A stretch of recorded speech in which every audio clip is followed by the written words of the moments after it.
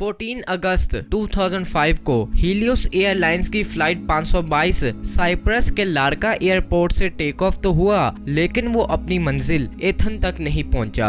आज तक किसी को मालूम नहीं पड़ा कि ये जहाज आखिर गया तो गया कहां, लेकिन पूरे 17 साल के बाद फाइनली एक उम्मीद मिली है कि इस जहाज साथ आखिर क्या हुआ था। तो दोस्तों, आपको जनरल फैक्ट्स की एक और शानदार वीडियो में खुशामदीद।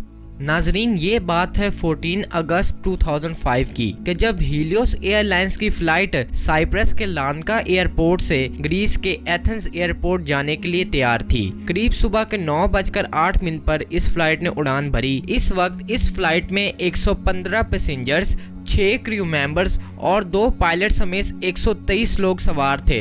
दोनों पायलट्स बहुत ज्यादा एक्सपीरियंस्ड थे जो कि इस प्लेन को उड़ा रहे थे। मेन पायलट के तौर पर इस प्लेन को उड़ा रहे थे हैंस जर्गन मार्टिन, जिनको 16,900 घंटे का फ्लाइट एक्सपीरियंस था, और वहां को पायलट के तौर पर मौजूद थे पैम्पोस चालम्स, जिनको 7,550 घंटों का फ्लाइट एक्सपीरियंस था। जहाज के टेक ऑफ होने के सिर्फ 12 मिनट बाद जहाज 12,000 फीट की ऊंचाई पर पहुंच गया था, और जहाज जैसे ही ऊंचाई पर पहुंचता है इसमें एक अलार्म बजने लगता है। जब इस अलार्म की जांच की गई तो पता लगता है कि ये टेक ऑफ कॉन्फ़िगरेशन अलार्म है। जब पायलट ने इस अलार्म को देखा तो वो हैरान हो गया, क्योंकि ये अलार्म आम तौर पर तब जहाज में बजता है जब वो ग्राउंड पर होता है। तो पायलट ने फौरी कंट्रोल टावर से राब्ता किया और उनको पूरी सिचुएशन के बारे में बताते हैं। अभी पायलट सिचुएशन के बारे में बता ही रहे होते हैं कि प्लेन के कॉकपिट में मौजूद कंट्रोल पैनल पर बहुत सारे अलार्म बजने शुरू हो जाते हैं,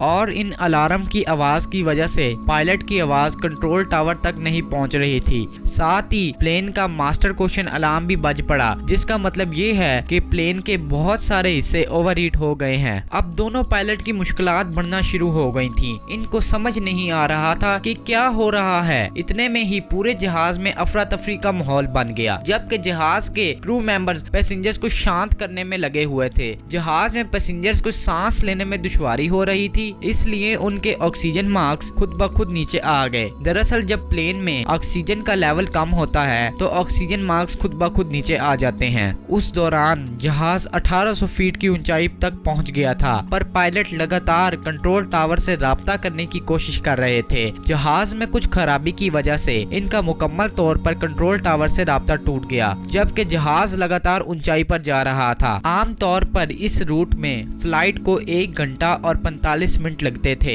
मतलब कि इस जहाज को 10:45 पर एथेंस के इंटरनेशनल एयरपोर्ट पर होना चाहिए था। अब तक ये प्लेन 34,000 फीट की ऊंचाई तक पहुंच गया था। 9:37 पर ये जहाज एथेंस के फ्लाइट इंफॉर्मेशन रडार में दिखाई देता है। एथेंस के कंट्रोल टावर ने इनसे राब्ता करने की भरपूर कोशिश की, मगर फ्लाइट से राब्ता ना हो सका। अब 10:45 हो गए थे। इस वक्त प्लेन्स को एथेंस के इंटरनेशनल एयरपोर्ट पर पहुंचना था। लोग उम्मीद लगाए बैठे थे कि शायद ये प्लेन अभी लैंड होगा, मगर बदकिस्मती से वो प्लेन 10:45 पर एयरपोर्ट पर नहीं पहुंचा था, और प्लेन का कुछ अता पता नहीं था। इसलिए ग्रीस की गवर्नमेंट ने अपने सबसे बेहतरीन F-16 तैयारों को इस जहाज को ढूंढने के लिए भेजा था, और बस कुछ ही देर में फाइटर जेट्स ने हीलियोस फ्लाइट 522 को ढूंढ लिया। इनमें से एक फाइटर जेट उड़ते उड़ते प्लेन के बहुत नजदीक आ गया था, ताकि देख सके कि आखिर अंदर हो क्या रहा है। तो इस फाइटर जेट के पायलट ने देखा कि जहाज की कॉकपिट में को पायलट की सीट पर कोई बैठा हुआ है, जबकि मेन पायलट की सीट पर कोई सर झुकाए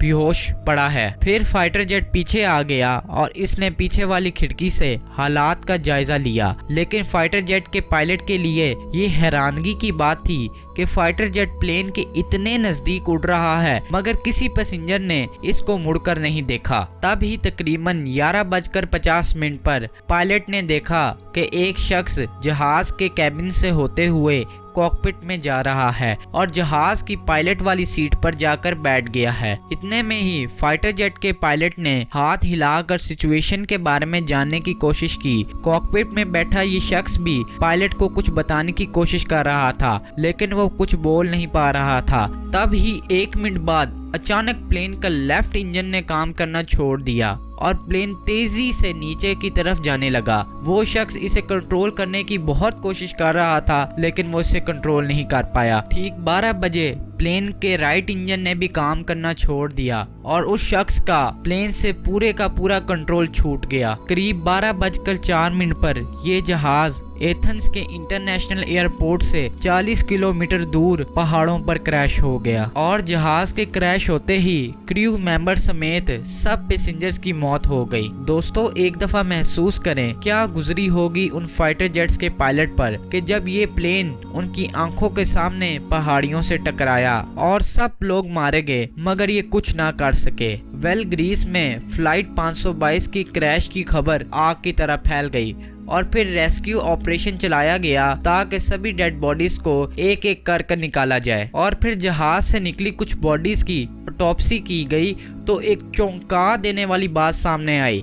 दरअसल जहाज के क्रैश होने से पहले ही पैसेंजर्स और पायलट मर गए थे। तो सबसे बड़ा सवाल ये बनता है कि अगर पैसेंजर्स और पायलट मर गए थे तो 2 घंटे तक जहाज को कौन कंट्रोल कर रहा था। दोस्तों, इस जहाज में एक फ्लाइट अटेंडेंट भी था जिनका नाम था एंड्रियास प्रोड्रोमो, जो कि अभी तक जहाज को कंट्रोल कर रहे थे। यहाँ तक कि आखिरी आवाज जो कंट्रोल सेंटर में सुनाई दी थी वो इनकी ही थी। इन्होंने 5 दफा मेडे मेडे कहकर मदद मांगी।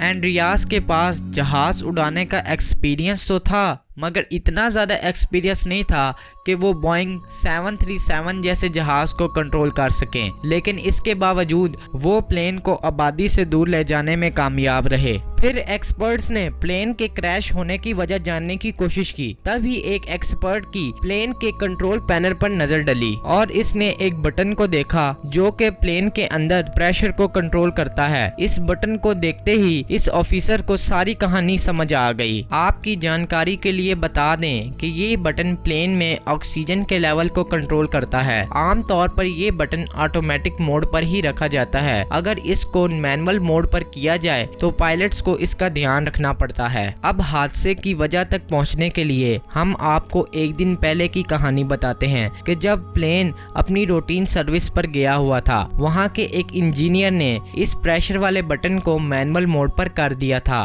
और जहाज को रेडी करके पायलट को सौंप दिया था।